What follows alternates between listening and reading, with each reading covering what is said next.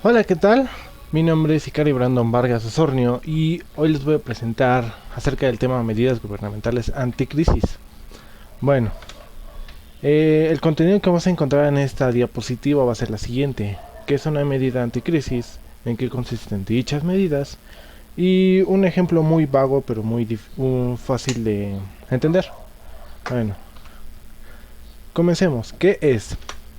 Bueno, una medida anticrisis es aquella que busca prevenir una caída económica dentro de una institución hasta un gobierno de cualquier país.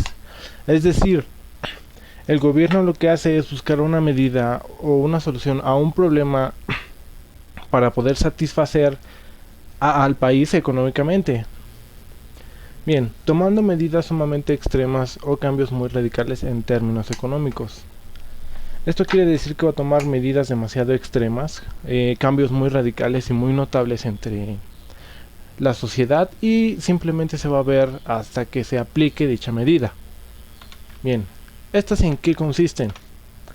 Bueno, no vas a encontrar como tal información de cómo consiste una medida anticrisis, pero hay algo en común en todas las medidas anticrisis a lo largo de la historia.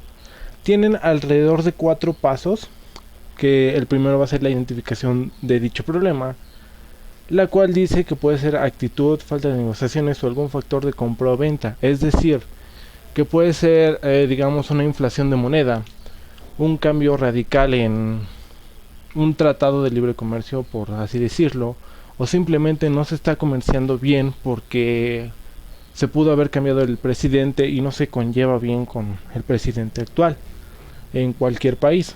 Ahora bien, el segundo paso dice proponer las medidas. Estas pueden variar con respecto al país y con el problema, pero por lo general es un cambio grande y notable. En pocas palabras, lo que se busca es arreglar el problema mediante una medida demasiado extrema o que simplemente no se les había ocurrido a personas comunes como nosotros, ciudadanos.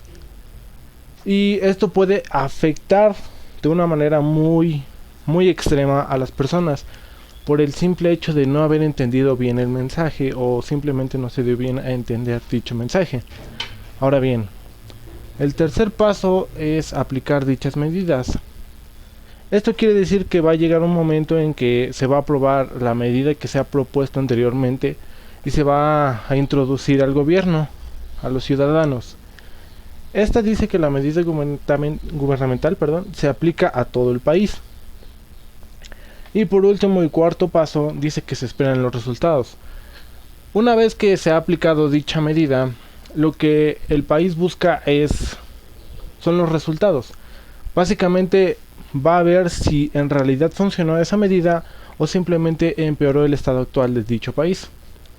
Esto es muy común en varios países que entran en la fase de depresión y se nota mucho sus medidas anticrisis. Sin embargo, no en todas funcionan dichas medidas y terminan peor de lo que ya estaban actualmente. Aquí les dejo alguna explicación breve o más enfocada a los pasos. Que dice, el problema puede ser cualquier factor económico. Lo más generales son falta de comercio, flujo de efectivo o devaluación de la moneda del país. El siguiente dice, proponer las medidas, que es el segundo paso. Se busca la solución más eficaz para no terminar cayendo en la fase de recesión o incluso en la fase de depresión. Pero se toman medidas drásticas como subir costos, cambio de comercio, renovación y cancelación de tratados, etcétera, como se los estaba diciendo anteriormente. Ahora bien, el tercer paso dice que es aplicarlo. Una vez que todo ha sido proponido e identificado, el gobierno toma la iniciativa de aplicar dichas medidas con el fin de solucionar el problema. Muy bien. Y el cuarto paso, como les estaba diciendo, al final ya solo queda ver si las medidas fueron de ayuda o terminaron empeorando el problema o el estado actual del país. Por lo regular o por lo general, siempre las medidas son de gran ayuda. Sin embargo, no siempre se va a llegar a dicha medida. Y muy bien, vamos con el tercero, que va a ser un ejemplo.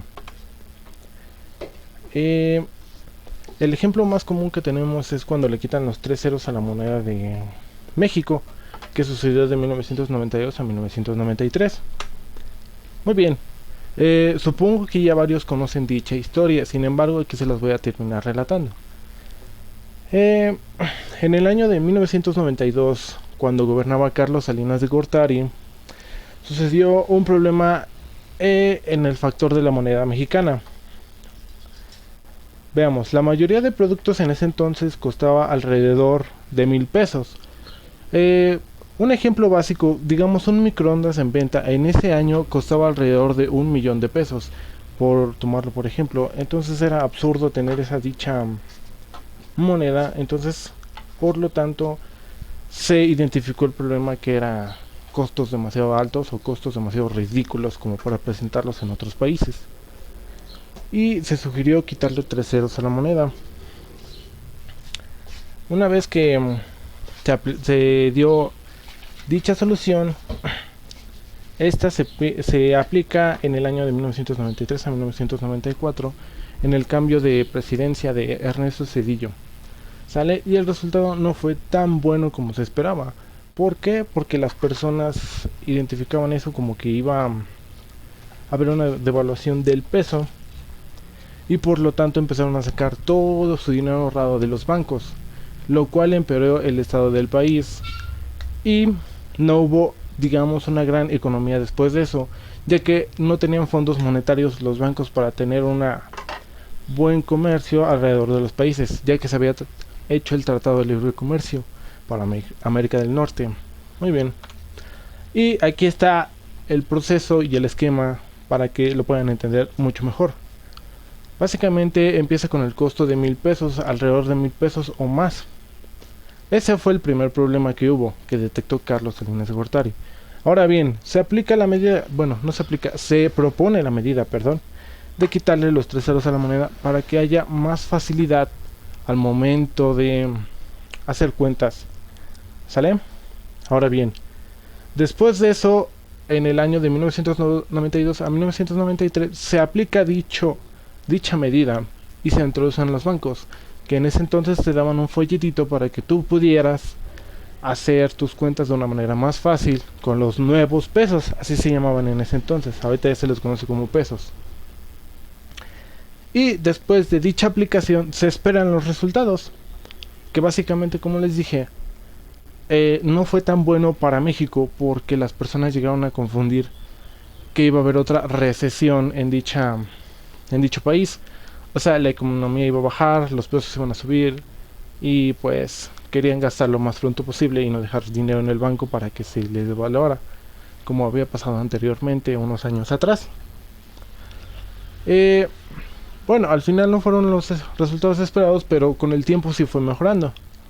Y bueno, eso sería todo de parte de mí y de parte del tema. Como les digo, fue realizado por mí, Ikari Brando Vargas Osorio, y los espero para la otra.